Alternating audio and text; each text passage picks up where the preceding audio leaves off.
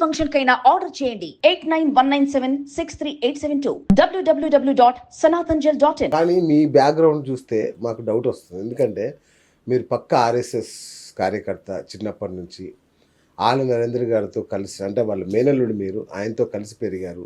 దేవేందర్ గౌడ్ లాంటి వాళ్ళతో కలిసి ప్రయాణం చేశారు. ప్రస్తుతం మీరు బీజేపీ పార్టీలోనే ఉన్నారు. సో మిమ్మల్ని ఎలా నమ్మాలి నేను? అంటే నేనంటే బీసీలు ఎందుకు నమ్మాలి మిమ్మల్ని? 100% మీరు అడిగిన ప్రశ్నకు సమాధానం.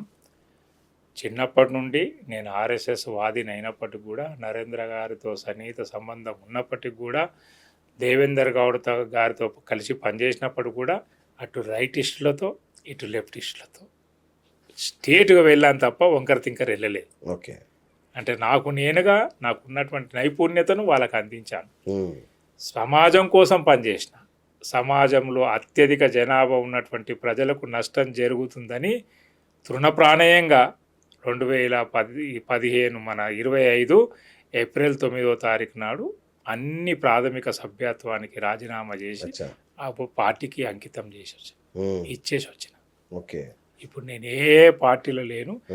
నేను ఓన్లీ బీసీ నినాదం కోసం, బీసీల చైతన్యం కోసం పనిచేయడానికి కంకణబద్ధులై నిజాయితీగా ఒక ఉద్యమాన్ని, కాన్సీరాము చూపినటువంటి మార్గం, పూలే చెప్పినటువంటి సిద్ధాంతం, అంబేద్కర్ ఇచ్చినటువంటి ధైర్యం, రాజ్యాంగం, దాన్ని తీసుకొని నా జాతులను, బీసీలను చైతన్యం చేసేటువంటి దానికే అంకితమై ఉన్నాను.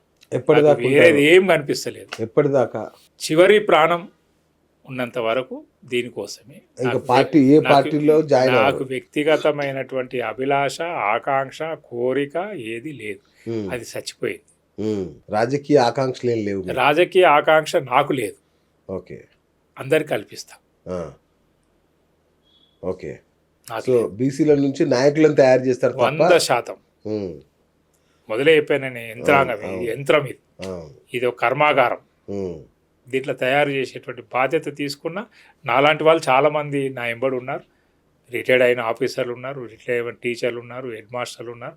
వాళ్ళందరూ నిర్దిష్టంగా ఈ ఆలోచనతోనే ఉన్నారు. ఓకే. సో అంటే ఏంటి అంటే ఇప్పుడు శిక్షణ ఇవ్వడం ఒక్కటేనా, లేదంటే ఇంకేదన్నా మీకు ఉన్నతమైన లక్ష్యం ఏదన్నా ఉందా ఈ సంస్థ ద్వారా, మాస్ ద్వారా? మా స్లోగన్లో ఉన్నది ఆలోచనే చైతన్యం, చైతన్యమే ఆయుధం. ఓకే. ఆలోచన చైతన్యం కలగాలి, చైతన్యం వస్తే ఆయుధం. ఆయుధం అంటే తలవార్లు పట్టుకోవడం కాదు, ఆయుధాలు పట్టుకోవడం కాదు. ఏ ఆయుధాలతోని మనం రాజ్యాధికారంలోకి పోగలుగుతామో అదే ఆయుధం. ఏం ఆయుధము? ప్రజాస్వామ్యంలో ఓటు ఆయుధం. ఏం ఆయుధము? మన ఆలోచన ఆయుధం. చివరగా స్లోగన్ ఏంటంటే రాజ్యాధికారమే లక్ష్యం. రైట్. అచ్చా, చివరి లక్ష్యం ఏంటంటే రాజ్యాధికారం. ఓకే. రాజ్యాధికారము లేనటువంటి కులాలు, చైతన్యము లేనటువంటి కులాలు అంతరించిపోతాయి. రైట్. మీరు ఒక మాట అన్నారు, ఓటుకు విలువ పెరగాలి, నోటుకు విలువ తగ్గాలని ఒక మాట అంటారు. ఇది అయ్యే పనేనా? ఎందుకంటే ఎక్కువ తీసుకున్నది బీసీలే అనుకుంటా, అంటే ఎక్కువ జనాభా ఉన్నారు కాబట్టి. ఇది అయ్యే పనేనా? నేను ఆ నోటు ఓటు దాంట్లో పోను. ఎందుకు పోనంటే చైతన్యం చేయడమే నా లక్ష్యం కాబట్టి ఆటోమేటిక్గా మిగతా అన్ని సమస్య పోతాయి. ఓకే.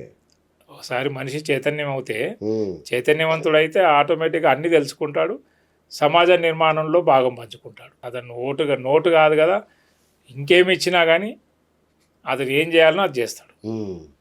రైట్. ఇప్పుడు మీరు రేపు కుల వృత్తుల్ని కూడా అక్కడ ప్రదర్శించబోతున్నాం అంటున్నారు. దాని ద్వారా ఏం సందేశం ఇస్తారు సమాజానికి? కుల వృత్తుల ఆధారం కదా, బీసీలకు ఆధారం. ఎక్కడున్నాయి కుల వృత్తులు? చాలా ఉన్నాయి. ఎందుకు అనుకోడు మనం? ఇప్పుడు మోడర్న్ సిస్టంలో మనం కేవలం అన్నిట్లో కార్పొరేట్ శక్తులు వచ్చేసినాయి కదా. కార్పొరేట్ శక్తులలో కూడా కుల వృత్తులు ఉన్నాయి కదా. కుల వృత్తులు లేకుండా, ఆ వృత్తి లేకుండా, ఆ యొక్క పనితనం లేకుండా ఎవరైనా చేయొచ్చు కాక, వేరే వాళ్ళు చేయొచ్చు. అదే అంటున్నా, వేరే వాళ్ళు చేయొచ్చు కాక. కానీ ఆ కులాన్ని, ఆ వృత్తిని ఈ పలానా కులందే అనుకుంటున్నాం కదా. అనుకుంటున్నామా? అనుకుంటలేమా? అనుకుంటున్నప్పుడు అవి ఎట్లా నశించుతాయి? అక్కడే పొరపాటు పడ్డది. ప్రభుత్వాలు ఎవరైతే ఉన్నారో ఆ ప్రభుత్వాలు ఈ వృత్తులకు కాపాడకుండా, గ్రామంలో వృత్తులను రక్షించలేకుండా ఉండడం వల్లనే అవి నశించిపోయినాయి. కానీ వాటిని టెక్నాలజీ ఇంప్లిమెంటేషన్ చేసి వాటిని ఇంకా అభివృద్ధి చేస్తుంటే చైనా లాగా ఆ వృత్తికి మిషనరీ యాడ్ అవుతుండే.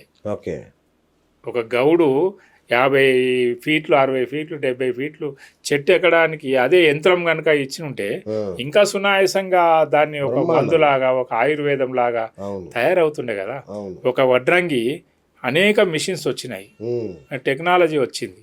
దాంతో కనుక ఆయన తయారు చేయగలిగితే ఎక్కువ తయారు చేసి తక్కువ ధరకు అమ్మేటువంటిది వస్తుంది కదా. ఇప్పుడు చైనా ఎందుకు అభివృద్ధి చెందింది? చైనా అంత పెద్ద ఫేమస్ అయినా కానీ వాళ్ళ వృత్తులు అనేటువంటి వాటికి ఆధారం లభించి కాటేజ్ ఇండస్ట్రీ డెవలప్ చేసిండ్రు.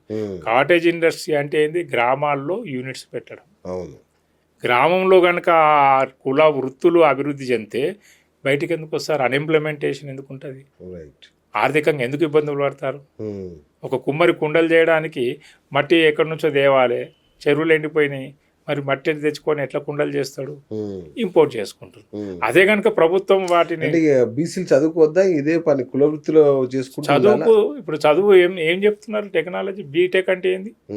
బీటెక్ అంటే what is the mean? BTech టెక్నాలజీని యాడ్ చేయాలి. ఓకే వృత్తికి టెక్నాలజీ యాడ్ చేయవచ్చు కదా. చదువు ఎవరిదన్నారు? చదువుకోకుండా కుల వృత్తి చేస్తుంది తప్ప. ఒక వడ్రంగి పెద్ద ఇండస్ట్రీ పెట్టడం తప్ప? అది తప్పేలా అవుతుంది? ఒక రజకుడు పెద్ద లాండ్రీ షాప్ పెడితే తప్ప కాదు కదా. ఒక నాయి కటింగ్ చేసేవాడు హెయిర్ డ్రెస్సింగ్ పెద్ద షాప్ పెట్టవచ్చు కదా. టెక్నాలజీని ఇంప్లిమెంట్ చేసుకోవచ్చు కదా. దానికి చదువు యాడ్ అవుతుంది. చదువుకోవాల్సిందే, బ్రహ్మాండంగా చదువుకోవాల్సిందే. ఇప్పుడు ఇవాళ రాములు అనేటువంటి బోయింగ్ విమానంలో డైరెక్టర్ ఎట్లయిండు? చదువుకోకుంటే ఆయన రజకుడు. ఆయన మన జనగామ జిల్లా నుంచి వెళ్ళినటువంటి బోయింగ్ దాంట్లో వన్ ఆఫ్ ద డైరెక్టర్ ఆయన. ఓకే రజకుడు. చదువు ఉండేపట్టుకే కదా ఆయన ఆ రకంగా తయారయ్యిండు. చదువుకున్నటువంటి సైంటిస్టులు, చదువుకున్నటువంటి యొక్క పెద్దవాళ్ళు ఈ వృత్తులకు టెక్నాలజీ కనుక అందించగలిగితే ఇంకా అభివృద్ధి చెందుతుంది కదా. కరెక్ట్. అభివృద్ధి చెందదని నశించిపోతుందా? ఆనకట్టలు అవుతాయి, మన గ్రామాలలో చెరువు నీళ్లు పరిశుభ్రంగా ఉంటాయి, ఉత్పత్తి పెరుగుతుంది. ఉత్పత్తి పెరిగేటువంటి దాంట్లో నైపుణ్యత పెరుగుతుంది. నైపుణ్యం పెరిగినప్పుడు నాణ్యత పెరుగుతుంది. చదువుతోనే యాడ్ అవుతుంది. కుల వృత్తుల్ని బతికించాలంట. 100% బతికించాలి. ఎట్లా బతుకుతాం? లేకపోతే మీరు మీ కిచెన్లో మీ వంట రూమ్లో పసుపు తీసేస్తారా? తీసేయలేంగా. నూనె తీసేస్తారా? నూనె ఏడికెంచి వస్తుంది? నూనె గానుగ నుంచి వస్తుంది, పల్లీల నుంచి వస్తుంది. ఉత్పత్తి ఏడికెంచి వస్తుంది? వ్యవసాయదారుతో వస్తుంది. నాటకనే పోతే ఉల్లిగడ్డ ఎట్లా పడుతుంది? చదువుకున్నా అని చెప్పి వదిలేస్తే ఉల్లిగడ్డ ఎట్లా వస్తుంది? రాదు కదా. ఎల్లిపాయ ఎట్లా వస్తుంది? కాబట్టి తప్పనిసరిగా చదువు ఉండాలి, ఈ యొక్క వృత్తి ఉండాలి. ఈ వృత్తికి చదువు యాడ్ కావాలి. ఇప్పుడు మరి బీసీల నిరుద్యోగ శాతం చాలా ఎక్కువ ఉంది. బీసీలు పెద్దగా ఆ సమస్యతో బాధపడుతున్నారు. మీరు దాన్ని ఎట్లా అడ్రస్ చేస్తారు? దానికి కారణం ఇదే. దానికి కారణం గ్రామీణ ప్రాంతాల్లో ఈ చిన్న చిన్న కుటీర పరిశ్రమలు రాకపోవడమే. దానికి కారణం ఏంటిది? చదువు కేవలం అక్షరాలు నేర్పుతున్నాడు, బతికేది నేర్పలేరు. బతికేది నేర్పగలిగినప్పుడు తప్పకుండా వాడికి జీవనాధారం కలుగుతుంది. ఒక మెకానికల్ ఇంజనీరు గ్రామంలో కూడా మెకానికల్ ఇంజనీర్ పెట్టుకోవచ్చు కదా. ఎందుకు పెట్టుకోవద్దు? ఓకే. అది లేదు కదా. కేవలం పుస్తకాలు మాత్రమే చదువుకుంటే కాదు. దానికి నిజ జీవితానికి అవసరమయ్యేటువంటి యొక్క వనరులు సమకూర్చి ప్రభుత్వం ఇచ్చినప్పుడు వాడు బతకగలుగుతాడు. నిరుద్యోగం ఎక్కడిది? ఓకే. ఇప్పుడు చైనాలో నిరుద్యోగం ఉందా? లేదు కదా. చదువుకుంటున్న డిగ్రీ చదువుకునేవాడు కూడా ఓన్గా ఇంట్లో కాటేజ్ ఇండస్ట్రీ పెట్టుకొని పనిచేస్తాడు. ఇప్పుడు ఇంత మన సెల్ ఫోన్లో సిమ్ కార్డు ఉంటుంది. సెల్ ఫోన్లో అనేక చిన్న చిన్న ఇవి ఉంటాయి, మైక్రో లెవెల్ ఉన్నట్టు. అవి ఉత్పత్తి చేస్తారు అక్కడ. ఇక్కడెక్కడ లేదు కదా. మరి చదువు ఎందుకు అడ్డమవుతుంది? చదువు బాగా చదువుకున్నటువంటి వ్యక్తి తన సొంతంగా కాళ్ళ మీద నిలబడడానికి వనరులు ఉన్నాయనుకో, నిరుద్యోగుడు ఎందుకు అవుతాడు? నిరుద్యోగుడు అంటే కేవలం పుస్తకాలు పట్టుకొని ఉండేటువంటి వాడు నిరుద్యోగి అవుతాడు. ఏదో ఒక పని చేసుకోవాలంటారు. 100% చేసుకోవాలి, 100%. ఇది దేశం, భారతదేశం చాలా పెద్ద సంఖ్యలో ఉన్నటువంటి ఇది. ఇవాళ భారతదేశంలో ఎందుకు విదేశీ కంపెనీలు వస్తున్నాయి? ఎందుకు వస్తున్నాయి? ఇక్కడ మార్కెట్ ఎక్కువ, అమ్మకాలు ఎక్కువ. మరి అదే అమ్మకాలు మన భారతీయుడు చదువుకున్న విద్యార్థి చేయొచ్చు కదా. దానికి తగిన వాతావరణం కల్పించలేదు కాబట్టే నిరుద్యోగం అయింది. ప్రభుత్వాల విజన్ ఉండాలి. ఆ విజన్ ప్రభుత్వాలకు లేదు. ఎందుకు లేదంటే బీసీలు అధిక సంఖ్యలో ఉన్నారు కాబట్టి ఏడ బాగుపడితే మన మాట ఇంటోడో లేడు అని. ఆర్థిక వనరులు కనుక బీసీలకు కలిగినాయి అనుకోండి, వాడి మాట ఎందుకు వింటారు? కాబట్టి ఇది కావాల్సుకొనే గ్రామీణ ప్రాంతాల్లో ఉన్నటువంటి ఈ యొక్క అన్నింటినీ కూడా నాశనం